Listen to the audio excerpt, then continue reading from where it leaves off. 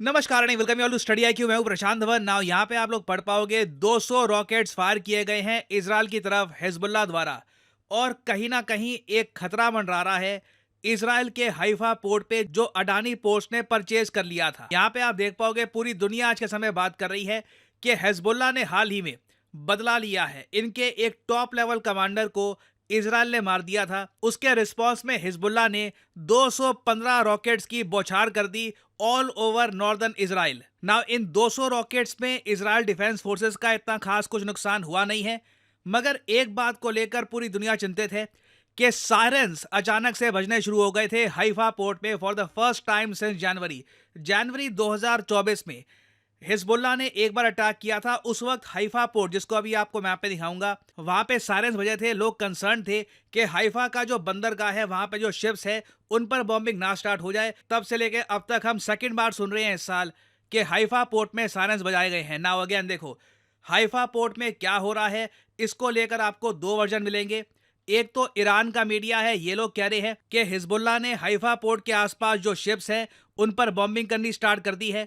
दूसरी तरफ आप अगर देखोगे तो इजराइल कह रहा है कि हाइफा पोर्ट बिल्कुल सेफ है, हाइफा पोर्ट में कुछ भी नहीं हुआ है। नाउ एक बार मैं आपको मैप में दिखाना चाहता हूं कि यहाँ पे इंडिया को चिंतित क्यों होना चाहिए।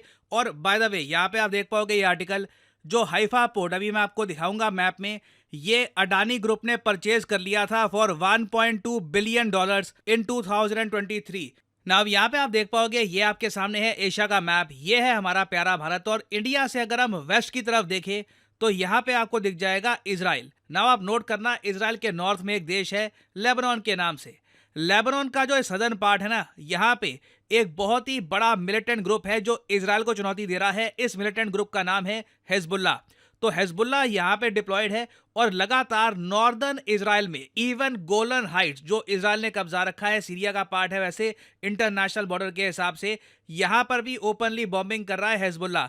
और आप नोट कर पाओगे हाइफा यहाँ पे आपको मिलेगा। हाइफा के बारे में आपको बता चुका हूं, यहाँ पे जो बंदरगाह है ये अडानी पोर्ट्स ने परचेज कर रखा था। हाइफा इंडिया के लिए बहुत ही ज्यादा इंपॉर्टेंट है क्योंकि जो आईमैक कॉरिडोर का विजन बनाया गया था कि हम लोग इंडिया को मिडिल ईस्ट से फिर यूरोप को कनेक्ट कर देंगे, इसमें मेन जो मिडल का कनेक्टिंग पॉइंट है वो हाइफा पोर्ट होने वाला था। क्योंकि अगर एक कार्गो मुंबई से जाएगा, ये सिरा पहले पहुंचेगा ओमान में, फिर यूएई में, फिर सऊदी अरेबिया में, और उसके बाद हाइफा पोर्ट से ही उसे यूरोप में जाना था।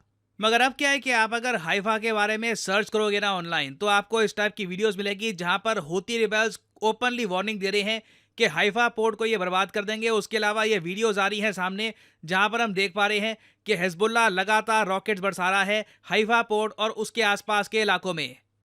ना ये सब इंफॉर्मेशन ग्रास्प करने के बाद आप एक बार को सिंपल सा आंसर दे सकते हैं, ठीक है हिजबुल्लाह ज़्यादा बॉम्बिंग कर रहा है इजराइल पे हाइफा सिटी के आसपास, कोई दिक्कत नहीं है, इजराइल की मिलिट्री स्ट्रांग है, यूएसए का सपोर्ट है, इजराइल संभाल लेगा। देखो इस पर्टिकुलर केस में पता नहीं इजराइल संभाल पाएगा या नहीं संभाल पाएगा, क्योंकि यूनाइटेड स्टेट्स ऑफ अमेरिका ने कैटेगोरिकली ये बात साफ कर दी है कि हमसे अब उम्मीद मत रखिएगा।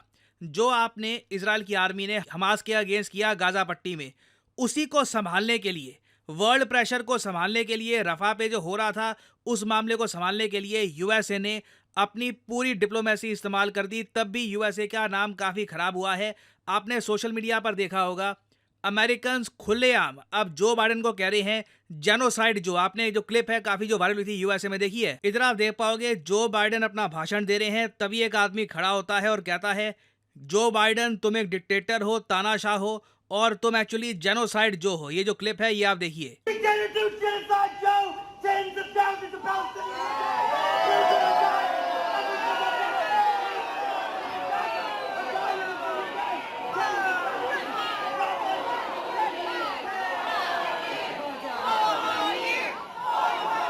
ऑब्वियसली बाद में जो बाइडेन के जो समर्थक हैं वो कह रहे हैं 4 more years 4 more years, मगर ये चीज़ अब जो बाइडेन की रैलीज में आम हो रही है। एक दो लोग खड़े होते हैं खुल के जो बाइडेन को जेनोसाइड जो बोल के जाते हैं, और ये ट्रेंड एक्चुअली शुरू किया था डोनाल्ड ट्रंप ने। यहाँ पे आप देख पाओगे ट्रंप की रैली में ये आम बात है कि ट्रंप के सपोर्टर्स खुल के कहते हैं कि जो बाइडेन वो प्रेसिडेंट है जिसके अंडर गाजा में जेनोसाइड हुई है, 40,000 के आसपास लोग मारे गए, एक ह्यूज पॉपुलेशन को डिस्प्लेस कर दिया गया। और यहाँ पे आप देख पाओगे चैंट्स।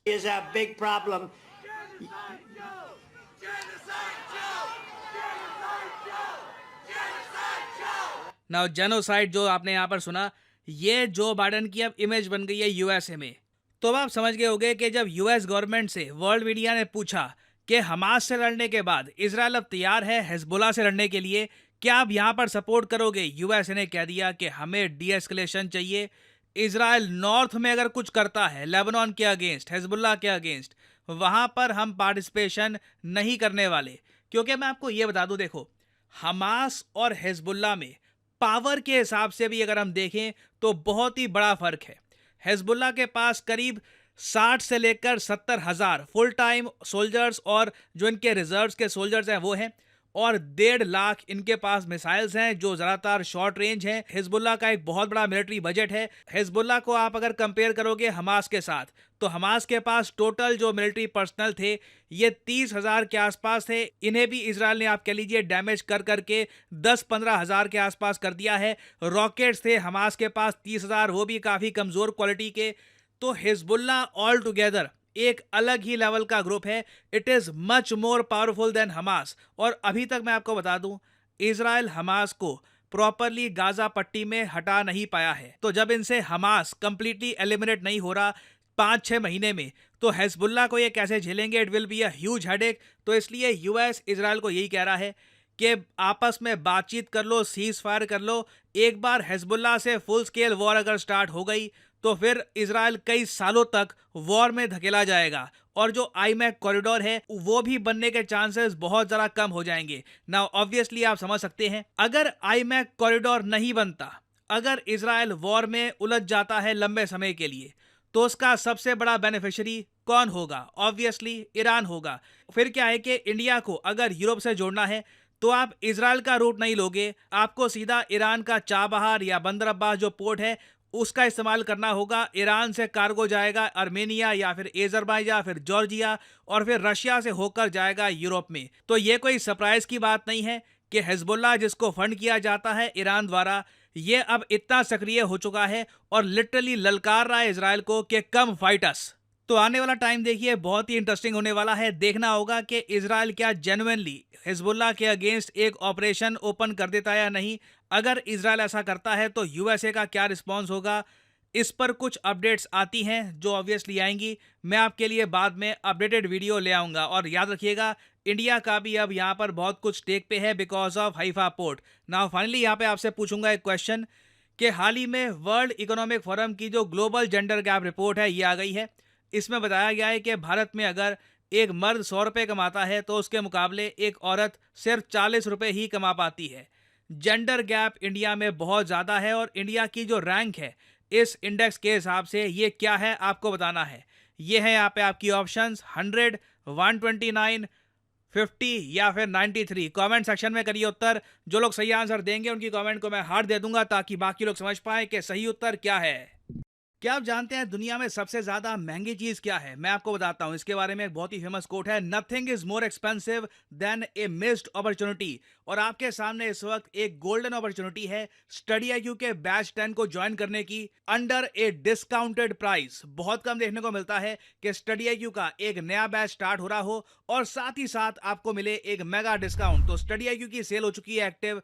सिंपली जाइए वीडियो के कमेंट सेक्शन में और यहाँ पे आपको लिंक्स मिल जाएंगे स्टडी आईक्यू के बैच 10 के। ये बैच 15 तारीख से स्टार्ट हो जाएगा। जब एक बैच स्टार्ट हो रहा होता है ये बेस्ट टाइम होता है उसको ज्वाइन करने का, क्योंकि चैप्टर 1 से आपकी तैयारी स्टार्ट होती है। Everything starts from the beginning. तो आप अगर सिंपली इस लिंक पर करोगे यहाँ पर क्लिक, तो आप परचेज कर पाओगे स्टडी आईक्यू का batch 10 under a massive discount. ये 30% का डिस्काउंट सिर्फ 15 जून तक है। 15 जून के बाद ना इस बैच में कोई एनरोलमेंट होगी ना ये डिस्काउंट रहेगा। तो इस 30% एक्स्ट्रा डिस्काउंट को अवेल करने के लिए सिंपली क्लिक करिए ऑफर्स अवेलेबल पर, कोड यहां पर डालिए PG10 और आपको मिलेगा the maximum discount possible in this sale. So use the code PG10 and save money. और याद रखिएगा, nothing is more expensive than a missed opportunity. So इसी नोट के साथ यह वीडियो का अंत। Thank you for listening. May the gods watch over you.